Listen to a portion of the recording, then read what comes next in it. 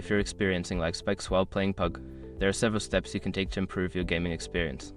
Follow these steps to help reduce lag and enhance your gameplay. Step 1. Check your internet connection. Ensure that your internet connection is stable and fast. Use a wired connection if possible, as it is generally more reliable than Wi-Fi.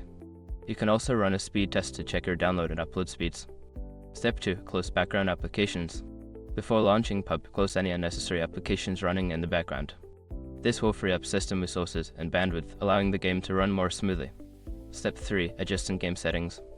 Lower the graphics settings in PUBG to reduce the strain on your system. Options like texture quality, shadows, and effects can be adjusted to improve performance without significantly affecting gameplay.